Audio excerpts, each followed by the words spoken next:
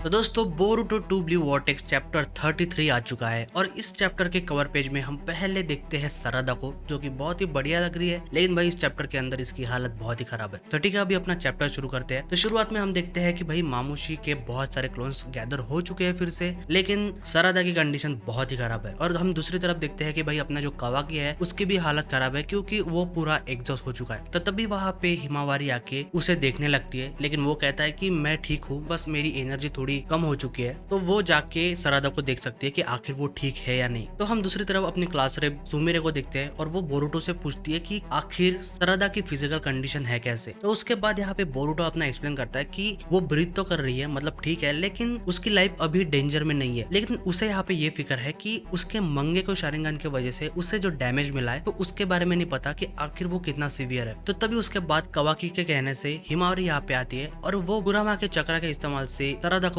Heal करना शुरू करती है। तो यहाँ पे हिमावारी एक्सप्लेन करती है कि मैंने उसके जो डैमेज ब्लड वेसल है उसे ठीक कर दिया है और उसकी जो ब्लीडिंग है उसे भी रोक दिया है। लेकिन यहाँ पे हिमावारी को भी नहीं पता कि आखिर मंगे के शारिंगन के इस्तेमाल से भाई इससे इसकी विजन को कितना डैमेज मिला है, या वो ठीक है या नहीं है। लेकिन तभी उसके बाद हम देखते हैं यहाँ पे ईडा और सुमिरे दोनों ही परेशान होती है सरादा के लिए। लेकिन दूसरी तरफ मामूशी के क्लोन बहुत ज्यादा बढ़ चुके हैं फिर से, और हम देखते हैं कि भाई डायमंड का दिमाग खराब हो चुका है और वो सबको कहता है कि एक साथ मेरे ऊपर आओ, क्योंकि मैं तुम सबको अभी खत्म करने वाला हूँ। तभी उसके कहने के बाद सारे क्लोन्स उसके तरफ आ जाते हैं। लेकिन उसके बाद अपना सीन शिफ्ट होता है काशिन, कोजी और इनोजिन की तरफ, और वो यहाँ पे कहता है कि अगर हम ऐसे ही चलते रहे तो हमारा कुछ भी फायदा नहीं होने वाला और हम पूरे डिसएडवांटेज में चले जाएंगे। तो उसके बाद वो काशिन कोजी से पूछता है कि आखिर हमें आगे करना क्या चाहिए, तुम्हें कुछ तो पता होगा। लेकिन यहाँ पे अपना काशिन कोजी एक्सप्लेन करता है कि 4 दिन पहले उसने जो लास्ट फ्यूचर है, बहुत सारे 10 पाथ वो देखे थे, और वो देखने की वजह से मैंने तुम्हें तुम्हारी नई टेक्निक सिखाई थी, माइंड ट्रांसमिशन फॉर्मेशन। तो वो मैंने इन्फॉर्मेशन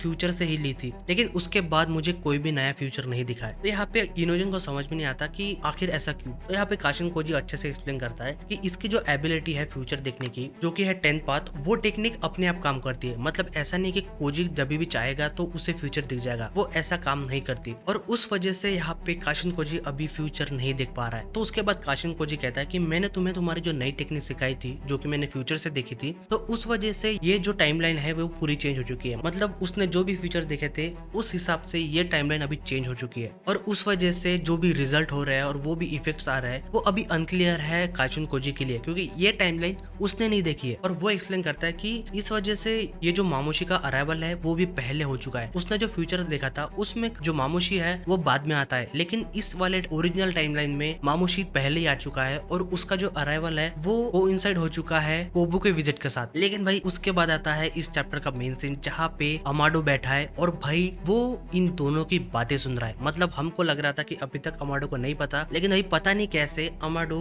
काशिन कोजी की सारी बातें सुन सकता है। तो तभी वो कुछ बोलता है ये सुनने के बाद कि अच्छा, तो 10 पार्ट टेक्निक की वजह से तुम फ्यूचर भी देख सकते हो। तो भाई ये उसके पीछे बैठी जो सुमिरे है वो सुन लेती है। मतलब उसे समझ में नहीं आता, लेकिन उसे लगता है कि आखिर ये बात क्या कर रहा है। लेकिन उसके बाद फिर से हमारा सीन जाता है उन दोनों के ऊपर, और यहाँ पे इनोजन कहता है कि तो तुम्हें भी नहीं पता कि आखिर फ्यूचर क्या है और आगे क्या होने वाला है। तो यहाँ पे कोजी फिर से कहता है कि मैंने तुम्हें पहले ही बता दिया है, अगर तुम्हें फ्यूचर देखना है तो तुम्हें इस फ्यूचर को ब्रेक करना पड़ेगा। मतलब वो करंट टाइमलाइन को ब्रेक करेगा, तब जाके काशिन कोजी को उस 10 पार्ट टेक्निक की वजह से नए फ्यूचर दिखेंगे। लेकिन उसके बाद अपना सीन चेंज होता है बैटलफील्ड की तरफ, जहाँ पे डेमन फाइट कर रहा है क्लोन से, और भाई ये एक एक करके इन सबको निपटा रहा है। उस वजह से यहाँ पे इतनी लाशें बन चुकी है उन क्लोन्स की, यहाँ पे ईडा बीच में बैठ के चिल्लाने लगते हैं कि ये कितना घटिया लग रहा है। और वहीं पे शिकादाई और चोचो भी होते हैं और वो कहते हैं कि यहाँ पे तो लाशों का पहाड़ बन चुका है। लेकिन उसके बाद शिकादाई कहता है कि इससे कोई भी फायदा नहीं होने वाला है, क्योंकि जिस रेट से ये उनको खत्म कर रहा है और जिस रेट से ये मल्टीप्लाई हो रहा है ये बहुत डिफरेंस है। तो अगर ऐसा ही चलता रहा तो भाई हम सब निपटने वाले हैं। लेकिन तभी हम देखते हैं जैसे ही मामूशी का क्लोन डेमन के ऊपर अटैक करने जाता है, तो भाई डेमन उसकी एबिलिटी यूज करता है और वो उसका किलिंग इंटेंट पूरा रिफ्लेक्ट कर देता है, और उस वजह से भाई जितने भी क्लोन है एक ही अटैक में खत्म। लेकिन यहाँ पे फिर से उसके क्लोन आ ही जाते हैं, लेकिन भाई उस वजह से यहाँ पे डेमन भी पूरा थक चुका है और उसका स्टेमिना अभी बहुत ही कम हो चुका है। और हम दूसरी तरफ देखते हैं कि भाई मित्सुकी भी फाइट कर रहा है, लेकिन कोई भी फायदा नहीं हो रहा, क्योंकि वो बहुत ही तेज रेट से खुद को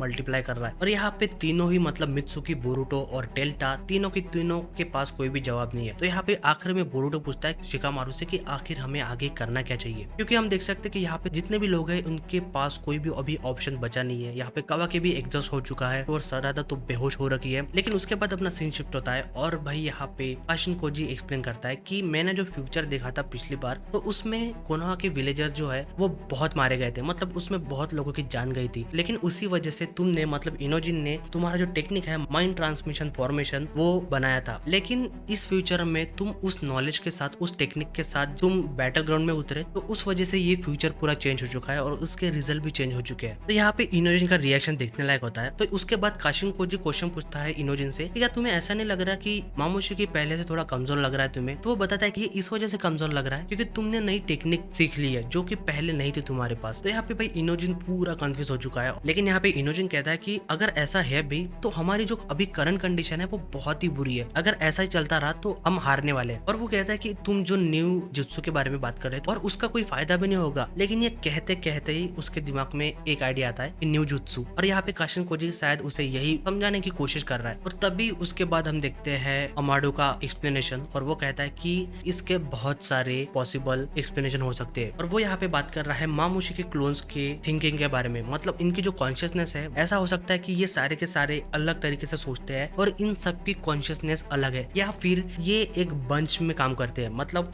इनकी कॉन्शियसनेस सिर्फ एक है। तो यहाँ पे ये एक्सप्लेन करता है अमाडो, और यही बात इनोजिन और काशिनकोजी के दिमाग में भी आ चुकी है। तो उसके बाद यहाँ पे काशिनकोजी कहता है कि ये सच बात है कि जैसे ही हमने फ्यूचर देखा और कुछ अलग किया तो यहाँ पे अपना फ्यूचर चेंज हो चुका है। लेकिन जो 10 पार्ट टेक्निक की स्ट्रेंथ है वो ऐसा नहीं है कि फ्यूचर उसे पता है, बल्कि ये है कि वो उस फ्यूचर से इंफॉर्मेशन निकाल सकता है जो कि इनके काम की है। और उसके बाद वो कहता है, और ऐसे ही एक फ्यूचर की ग्लिम्स उसने थोड़ी बहुत देखी थी, लेकिन अभी जो इंटेलिजेंस है मामोशिकी क्लोन्स की वो बहुत कम हो चुकी है, तो हम यहाँ पे कुछ दूसरे रास्ते अपना सकते हैं। लेकिन यहाँ पे काशिनकोजी को रियलाइज हो जाता है कि उसे इतना कुछ कहने की जरूरत है नहीं, क्योंकि जब वो इनोजिन के चेहरे पे देखता है तो उसे समझ आता है कि भाई उसने अपना मन अभी बना लिया है और उसके पास एक प्लान है। और यहाँ पे इनोजिन कहता है कि मेरे पास अभी कोई चॉइस नहीं है और मैंने अपना रिजॉल्व बना लिया है कि मुझे आखिर करना क्या है। यहाँ पे काशिनकोजी ये सुन के कहता है कि ठीक है, बहुत बढ़िया, और मैंने जो अदर फ्यूचर्स देखे थे उसमें भी तुमने ये आइडिया बताया था मुझे। और वो कहता है कि तो ठीक है, अभी हम इस घटिया फ्यूचर को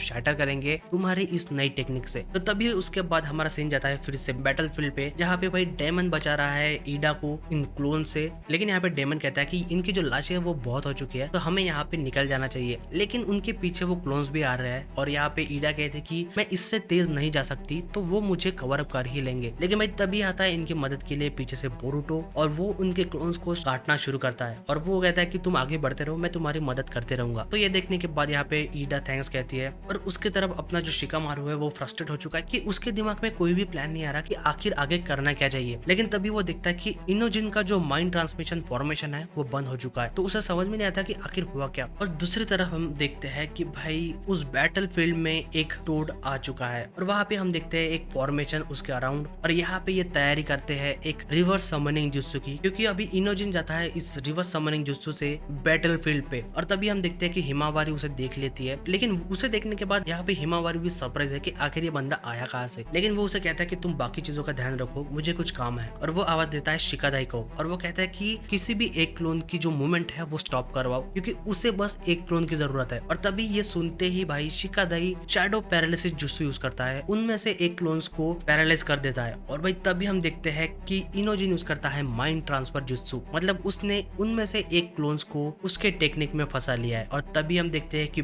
इनोजिन बेहोश हो चुका है और ये क्लोन अभी उसके कंट्रोल में आ चुका है। तो तभी हम देखते हैं कि जो डेमन के पीछे क्लोन्स लगे थे भाई सबके सब रुक जाते हैं। और दूसरी तरफ हम शिकादाई और चोचो को भी देखते हैं कि वो भी देखते हैं कि आखिर हो क्या रहा है यहाँ पे, क्योंकि भाई ये बीच हवा में रुक चुके हैं। और भाई इन सारे लोगों को कुछ भी समझ में नहीं आता, मतलब चोचो, शिकादाई, कवाकी, इन सबको समझ में नहीं आ रहा कि आखिर ये बीच हवा में रुक क्यों गए। तो यहाँ पे ये देख के जो अमाडो है वो कंफर्म हो जाता है कि मैंने जो सोचा था वो सही था, और वो होता है कि इनकी जो कॉन्शियसनेस है वो एक ही है, मतलब पूरे ग्रुप की कॉन्शियसनेस अलग अलग नहीं है बल्कि एक ही है। तो ये बात सुमिरो को भी समझ में आ जाती है कि इनकी जो मेंटेलिटी है वो हर्ड वाली है, मतलब एक ग्रुप वाली मेंटेलिटी, मतलब एक को कंट्रोल करो तो उस वजह से सारे के सारे कंट्रोल में आ चुके हैं। और इस वजह से यहाँ पे अमाडो एक्सप्लेन करता है कि भाई जैसे ही इनोजिन ने एक क्लोन को कंट्रोल किया उसने सारे क्लोन्स को कंट्रोल कर लिया। तो यहाँ पे अभी इनोजिन के कंट्रोल में मामोशी पूरा आ चुका है। और तभी हम देखते हैं काशिनकोजी की बात, और वो यहाँ पे इनोजिन को समझाता है कि जैसे ही तुम उसे कंट्रोल करोगे तो तुम्हें सबसे पहले उसकी दोनों आंखें फोड़नी है, क्योंकि भाई कोई भी मामोशी का क्लोन मल्टीप्लाई नहीं हो सकता अगर उसकी दोनों आंखें फूट चुकी हो। तो तभी यहाँ पे इनोजिन अपना दिमाग लगाता है और वो सीधा आवाज देता है डेमन को और वो सोचता है कि मैं तुम्हारी दोनों आंखें फोड़ दूंगा। तो भाई यहाँ पे इनोजिन ने बहुत ही बढ़िया दिमाग लगाया, क्योंकि जैसे ही उसने कहा कि मैं तुम्हारी दोनों आंखें फोड़ दूंगा, मतलब डेमन को देख के, तो डेमन की जो टेक्निक है रिफ्लेक्शन, उस वजह से भाई मामूशी की दोनों आंखें फूट जाती है और उसके जितने भी क्लोन्स है उन सब की आंखें एक ही अटैक में फूट चुकी है और उस वजह से इनोजिन को भी डैमेज होता है। लेकिन वहाँ पे हिमावारी होती है तो वो उसे हिल कर लेती है। लेकिन भाई यहाँ पे जितने भी क्लोन्स है उन सब की आंखें अभी फूट चुकी है और उस वजह से वो मल्टीप्लाई नहीं हो सकते। तो भाई ये देख के इन लोगों को समझ भी नहीं आता कि आखिर यहाँ पे चल क्या रहा है। लेकिन उसके बाद हम देखते हैं कि हिमावारी इनोजिन को हील करना शुरू कर देती है। लेकिन उस दूसरी तरफ भाई मामूशी जो है वो अभी फाइनली खत्म हो चुका है, मतलब हर एक जगह से उसके जितने भी क्लोन्स है वो सब के सब गायब होने लगते हैं। और यहाँ पे डेल्टा कहते हैं कि क्या हमने सच में इसे हरा दिया। तो हम बोरुटो को भी देखते हैं जो कि अपनी स्वॉर्ड अभी शीथ कर रहा है और उसके हाथ में आ चुका है अभी सोल थॉर्न। तो यहाँ पे कावाकी ये देखता है और वो कहता है कि अच्छा तो ये है सोल थॉर्न। तो वो बोरुटो से क्वेश्चन करता है कि आखिर तुम इसका करने क्या वाले हो। तो यहाँ पे बोरुटो एक्सप्लेन करता है कि ये कोई शिनोबी है नहीं, हमेशा के लिए शायद सड़ने वाला है। और उसके बाद अपना सीन जाता है उस डिवाइन ट्री के पास जहाँ पे बग लिपटा हुआ है, लेकिन वहाँ पे उस एक पेड़ पे हम किसी की आंख देखते हैं और भाई पता नहीं आखिर ये मिस्टीरियस आंखें है किसकी। तो इसी के साथ दोस्तों ये चैप्टर खत्म होता है। तो अगर दोस्तों आपको ये वीडियो पसंद आया तो वीडियो को लाइक और चैनल को सब्सक्राइब करना मत भूलना। तो मिलते हैं दोस्तों अगले वीडियो में।